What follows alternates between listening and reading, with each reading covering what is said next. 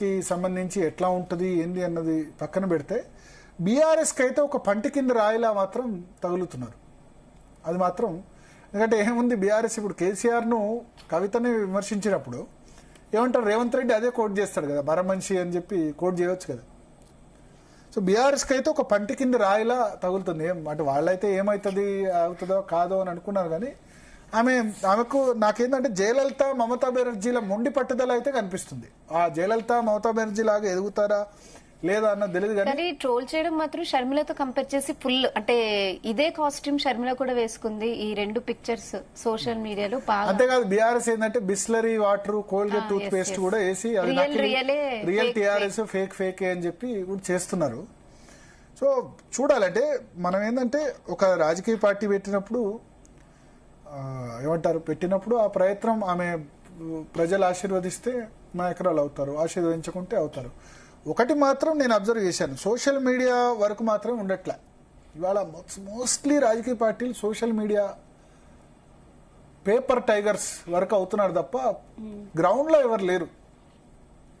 ఏ issue జరిగినా కవిత మాత్రం వెళ్తున్నారు. నాకు ఒకటి బాగా నచ్చింది, మొన్న Shankar Goud RTC driver kerosene బొట్టించుకుని నిప్పంటిస్తే వరంగల్ నుంచి హైదరాబాద్ షిఫ్ట్ చేస్తుంటే హైదరాబాద్లో రాత్రి 11:30కు తెల్లారి పోదాం వరంగల్ కని చూశారు, కానీ రాత్రి 11:30 గంటలకు ఆసుపత్రి పోదామని ఎవరు చూడలేదు. మహిళ కవిత ఆసుపత్రి పోయింది, ఆమెను అలో చేయలేదు వేరే సంగతి, కానీ అక్కడే ధర్నా చేసింది. రాత్రి 11:30 12 గంటలకు మిగతా నాయకులంతా నిద్రపోయినారు, మిగతా రాజకీయ పార్టీ నాయకులంతా.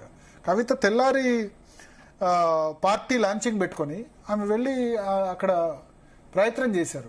అంతే కదా రాజకీయ పార్టీ నేతలు చేయాల్సిందేంది. తెల్లారి బండి సంజయ్ పోయినారు, మిగతా బీఆర్ఎస్ నేతలకి అలో లేదు, పర్మిషన్ లేదు అన్నారు. వాళ్ళు నిన్న మాకు అలో లేదు అన్నారు. బట్ కవిత మాత్రం వెళ్ళారు, వెనుగుమట్లకు పోయినారు, నాగర్ కర్నూల్లో కుమ్మెర గ్రామంకు పోయినారు. రాష్ట్రంలో ఏ సంఘటన జరిగినా, హైడ్రా ఇన్సిడెంట్ జరిగినా, ఏ సంఘటన జరిగినా ఆమె అక్కడ పోయి, వికారాబాద్లో యాక్సిడెంట్ అయింది అక్కడ పోయినారు. సో ఇక్కడ మనం చూస్తే కనుక ఎటువంటి మేజర్ ఇన్సిడెంట్ జరిగినా అక్కడ పబ్లిక్తో తాను ఉన్నానని చెప్పే ప్రయత్నం చేశారు. ఆ ప్రయత్నం అయితే చేస్తున్నారు. Not only in social media, on field అయితే ఖచ్చితంగా కవిత కనిపిస్తున్నారు. సో చూద్దాం, అంటే ఒక మంచి పార్టీ, ప్రజాస్వామ్యంలో ఎన్ని పార్టీలు ఉంటే అంత మంచిది. ఎందుకంటే ఈ పార్టీ కాకపోతే ఆ పార్టీ, ఆ పార్టీ కాకపోతే ఇదే ఆల్టర్నేటివ్ అనడానికి కూడా కాదు కదా. కాంగ్రెస్ పోతే బీఆర్ఎస్, బీఆర్ఎస్ పోతే కాంగ్రెస్, లేకపోతే ఈ రెండు కాకపోతే బీజేపీ అనడానికి లేదు కదా. ప్రజల వద్ద ఎక్కువ ఆప్షన్స్ ఉంటే ప్రజలకు మంచిదే కదా. లేకపోతే ఏంది, ఇప్పుడు మొన్న బీఆర్ఎస్ కాకపోతే ఇంకేంది, ఇక కాంగ్రెసే. ఈ బీజేపీ ఎట్లనో లేదా, బీజేపీ పార్లమెంట్కే ఓటాయి, మోడీ ఓటు వచ్చినప్పుడు మాత్రం వేద్దాం, అసెంబ్లీ ఓట్లో బీజేపీ ఎక్కడుంది, ఆప్షన్ కనబడలేదు. సో ప్రజల ముందు మంచి ఎక్కువ ఆప్షన్స్ ఉంటే మంచిదే కదా. రెండే పార్టీలు ఉంటే వాళ్ళ విధానాలు కూడా ఉంటాయి. వీళ్ళు కాకపోతే ఇక మాకు కాక ఎవరు ఓటేస్తారు, వాడి మీద కోపం వస్తే మాకేస్తారు అన్నది. అంటే పార్టీలు పేరుకే ఉండడమే కాదు, ఎట్లా ఉండాలంటే కొంచెం ఫైట్లో కూడా ఉండాలి. సో కొత్త పార్టీకి మన అభినందనలు కూడా. అయితే ఇంకొకటి, టీఆర్ఎస్ అంటే తెలంగాణ రేవంత్ సేనని కూడా విపరీతంగా ట్రోల్ చేస్తున్నారు. ఓకే వీళ్ళ ఓకే మేబీ అందుకని అదొక విమర్శ అయితే ఉంది. రేవంత్ డైరెక్షన్లోని బీఆర్ఎస్ చెప్పిందని నమ్ముతున్న వాళ్ళు కూడా ఉన్నారు. ఆ విమర్శను తలదన్నేలా ఇవాళ కర్కోటకుడని రేవంత్ రెడ్డికి పేరు పెట్టారు. చూద్దాం మరి రాబోయే రోజుల్లో కూడా వస్తాయి. మరి ఈ విమర్శలన్నిటికీ జవాబు కూడా చెప్పాలి, ఆమె చెప్పే విధంగా సీరియస్ గా ఉండాలి. బట్ రేవంత్ రెడ్డి ప్రభుత్వ వైఫల్యాన్ని ఆమె క్వశ్చన్ చేస్తున్నారు. బట్ ఆ ముద్రను తుడిచేసుకునే విధంగా కూడా ఆమె చూపించాలి. మరి చూపిస్తేనే ప్రజలు అవుతారు. ఇప్పుడు బీఆర్ఎస్ ఖచ్చితంగా ట్రోల్ చేస్తుంది, ఇంకెక్కువ కూడా ట్రోల్ చేస్తుంది, చేయకుండా ఉంటుందా? ఇంకొకటి, అసలు బీఆర్ఎస్ పార్టీ ఇప్పుడు టీఆర్ఎస్ కి చేంజ్ అవుదాం అనుకుంటుంది. ఇప్పుడు ఈమెనే టీఆర్ఎస్ పెట్టేశారు. సో అంటే టీఆర్ఎస్ అంటే మనం టీఆర్ఎస్ అని ఇంగ్లీష్ అక్షరాలు పిలుచుకుంటాం. టీఆర్ఎస్ పార్టీ పేరైంది తెలంగాణ రాష్ట్ర సమితి. దానికి ఇంగ్లీష్ లో మనం టీఆర్ఎస్ అని పెడుతున్నాం తప్ప, ఇప్పుడు టీఆర్ఎస్ అంటే ఇదే కావచ్చు, అది కూడా కావచ్చు కదా. తెలంగాణ రాష్ట్ర సేన అన్నప్పుడు మరి తెలంగాణ రాష్ట్ర సమితి ఆ పార్టీ పేరు కదా. దానిలో ఎలక్షన్ కమిషన్ దానిలో ఎక్కడ కూడా తెలంగాణ రాష్ట్ర సమితి అయినా ఉంటుంది తప్ప, లేకపోతే వాళ్ళకి గుర్తు ఉంటుంది, కారు గుర్తు ఉంటుంది సింబల్ దగ్గర తప్ప. టీఆర్ఎస్ అని మన పేపర్లో టీవీలో వెచ్చుకోవడం, మనకు అంత పెద్ద పేరు పలకడం రాక మనం అనడం. బీజేపీ అంటే మనం పలకడం అంతే కదా. భారతీయ జనతా పార్టీ ఆ పార్టీ పేరు అంతే కదా. సో సో ఆ ఎలక్షన్ కమిషన్ అఫీషియల్ రికార్డులో తెలంగాణ రాష్ట్ర సమితి అని ఉంటుంది. టీఆర్ఎస్ అని మనం ఇంగ్లీష్ లో సంక్షిప్తంగా పేపర్లో సోషల్ మీడియాలో దానిలో చెప్పడానికి ఉంటున్నాం. సో అఫీషియల్ గా అదేమి ఇబ్బంది కాదు. టీఆర్ఎస్ అని ఆ పార్టీ టీఆర్ఎస్ అయినా దాన్ని కూడా టీఆర్ఎస్ అనే విలువాల్సి వస్తుంది. అసలు టీఆర్ఎస్ లేదా కవిత టీఆర్ఎస్ అని కూడా విలువాల్సి వస్తుంది. ఇప్పుడు ఎన్సీపీ చీలింది, శివసేన ఉద్ధవ్ ఠాక్రే వర్గం, శివసేన షిండే వర్గం అని పిలుస్తలేరా? Shiv Sena UBT election commission, Shiv Sena Uddhav Bal Thackeray,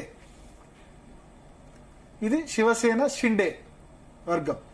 NCP Ajit Pawar వర్గం, ఎన్సీపీ నేషనలిస్ట్ కాంగ్రెస్ అజిత్ పవార్ వర్గం, నేషనలిస్ట్ కాంగ్రెస్ మన చనిపోయిన ఆ పవార్ వర్గం, అట్లా అంతే కదా.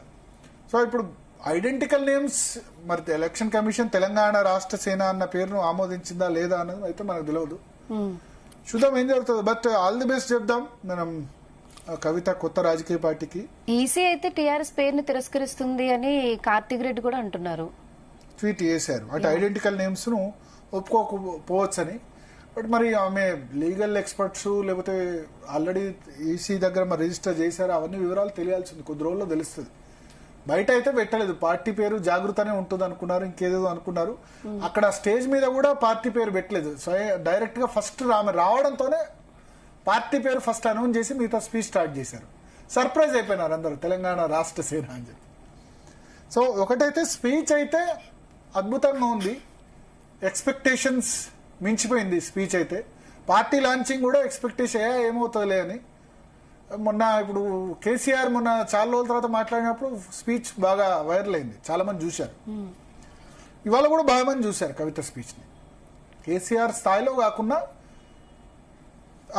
కేసీఆర్ బిడ్డ ఏదైతే ఉందో, బిడ్డ పార్టీ పెడుతుంటే ఏందన్నది కూడా స్పీచ్ అన్ని ప్లాట్ఫామ్స్ లో నేను చూశాను. మంచిగానే వ్యూవర్షిప్ వచ్చింది, ఇంతకు ముందు వచ్చిన దానికంటే వ్యూవర్షిప్ అయితే బాగుంది. ఏం మాట్లాడింది ఏందన్నది కూడా బాగానే వెళ్ళింది. ట్రోల్స్ చేయడం ద్వారా ఇంకా ఆమె ఏం మాట్లాడింది అన్నది కూడా చూస్తారు కదా.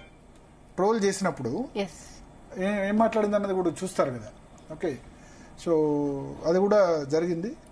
సో మనమైతే ఆల్ ది బెస్ట్ చెప్దాం. ఇంకా మిగతాది ప్రజలు ఏ విధంగా ఆశీర్వదిస్తారు, ఆ పార్టీ విధి విధానాలు ఏముంటాయి, దాని మీద కాంగ్రెస్ మీద ఎటువంటి వైఖరి ఉంటుంది, మిగతా వాళ్ళ బీజేపీ మీద ఏ వైఖరి ఉంటుంది, బీఆర్ఎస్ ఎట్లా ఆమెను ఎదుర్కొంటుంది అన్నది చూడాలి.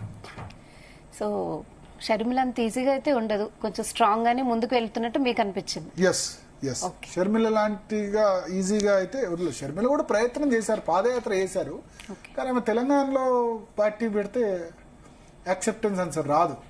జగన్ సీఎం అవ్వడం కోసం అయితే చాలా కష్టపడ్డారు షర్మిల. ఆమె మళ్ళీ పార్టీ పెట్టిన తర్వాత మరి ఎందుకో అంతగా ఆ పార్టీ ఆంధ్రప్రదేశ్ లో పెట్టుంటే వేరే ఉండేదేమో. తెలంగాణలో పెట్టడం వల్ల ఒకటి ప్రాబ్లం అయింది. రెండోది ఏంటంటే రాజశేఖర్ రెడ్డి అభిమానులు ఆల్రెడీ ఎంగేజ్ అయి ఉన్నారు, జగన్ కి బాగా ఆల్రెడీ ఎంగేజ్ అయి ఉన్నారు. అదే కోర్ అభిమానులు మళ్ళా ఎట్లా వస్తారు? అందుకని ఇప్పుడు కవిత కూడా తెలివిగా కేసీఆర్ మీద డిపెండ్ కాలేదు. అక్కడ ఫోటోల్లో కేసీఆర్ ఫోటో లేదు, కేసీఆర్ ఫోటో వాడొద్దని నిర్ణయం తీసుకున్నారు. అంబేద్కర్, పూలే, ప్రొఫెసర్ జయశంకర్ ముగ్గురు ఫోటోలు మాత్రమే వాడారు. కేసీఆర్ ఇమేజ్ తనకు రాదని తెలుసా మీకు? కేసీఆర్ ఫాలోవర్స్ తనకు రారు అని తెలుసు. 96-97% ఉన్న వెల్మ సామాజిక వర్గంలో కూడా 95% ఆమెకు రారని తెలుసు. అందుకోసమే ఆమె చేశారు. సో చూద్దాం. అంటే ఇప్పుడు బీఆర్ఎస్ అయితే ఖచ్చితంగా ఎదురుదాడి చేస్తుంది, దాన్ని ఎట్లా ఎదుర్కొంటుంది అన్నది మనం చూడాలి. కేసీఆర్ ఓటు బ్యాంక్ మీద ఆమె డిపెండ్ కాలేదు.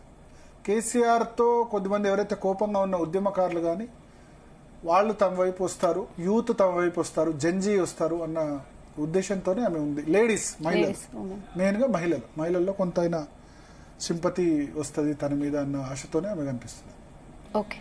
Okay Bharat, thanks for the analysis.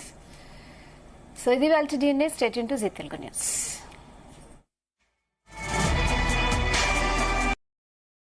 Welcome to daily news analysis with Bharat. తెలంగాణలో కొత్త పార్టీ ప్రకటించిన కవిత టీఆర్ఎస్ పేరుతో గులాబీ పార్టీకి ఊహించని ఝలక్ ఇచ్చారు. ఆవిర్భావ వేడుకలో పవర్ఫుల్ ప్రసంగం చేసిన కవిత